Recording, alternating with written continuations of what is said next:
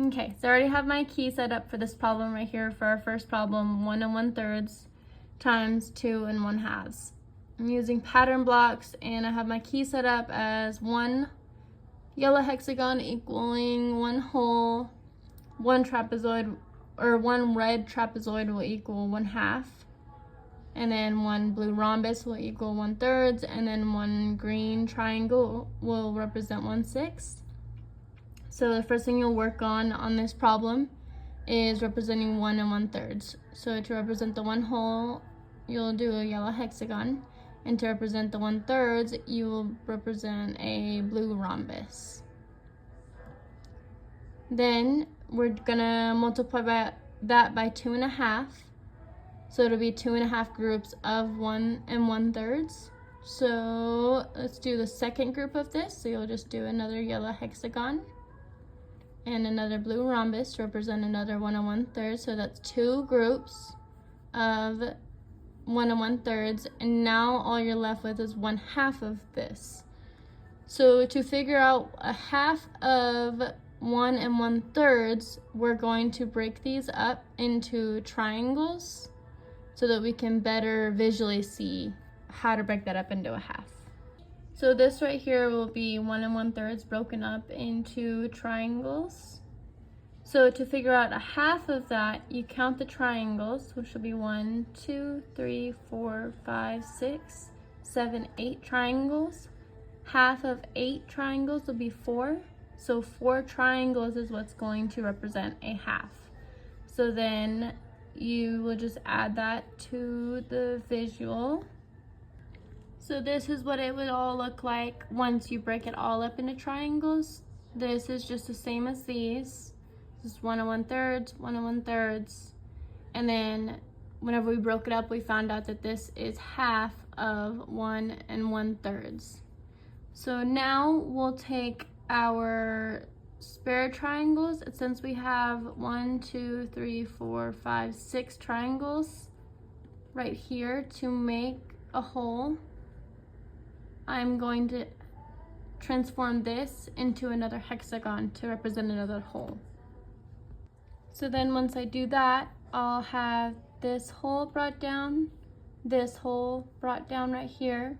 These 6 triangles made another whole, so I did another yellow hexagon to represent another whole. And then after all of those, we had just this left, which was 1 rhombus. So I brought that rhombus down. So then this will be our final answer right here, which represents 1, 2, 3, and 1 rhombus, which would be 1/3. So our final answer would be 3 and 1/3.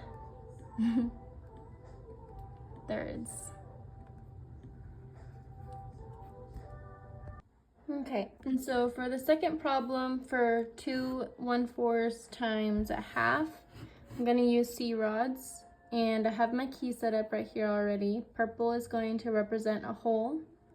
2 reds will represent a whole, so 1 red will represent 1/2, and then 1 white will represent 1/4. So reading the problem, it'll be 2 1/4 groups of a half. So we'll take 1 group of 1/2, so it'll be a red. And then you'll take another group of a half to make 2 whole groups. It'll be another red. And then you'll have to think 1/4 of a half.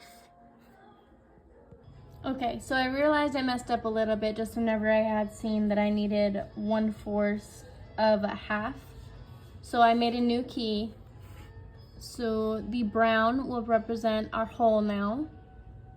The brown rod will represent the whole. A purple rod will represent 1/2. A red rod will represent 1/4. And then 1 white rod will represent 1/8. So since we are doing 2 1/4 groups of 1/2, we will start off with our first group of a half, which is going to be 1 purple rod.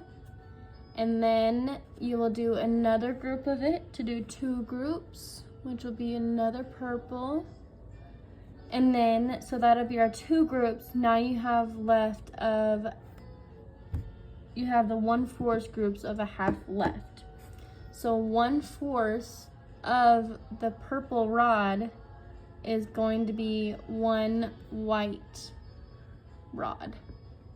Since 4 white rods make up 1 purple rod, 1/4 of that will be 1 white rod. So then this will be our answer right here. To represent our final answer, we'll have to take this and compare it to the key. So we have 2 purple rods. 2 purple rods make up a whole. So if I could draw an arrow down here, I would, but the website won't let me. So I'll just take a brown rod and put it down here, since 2 purple rods make up a brown rod, which is our whole. So it'll be a whole, and then 1 white rod, according to our key, is going to be 1/8. So we'll take this and put it down here. And so our final answer is going to be 1 1/8.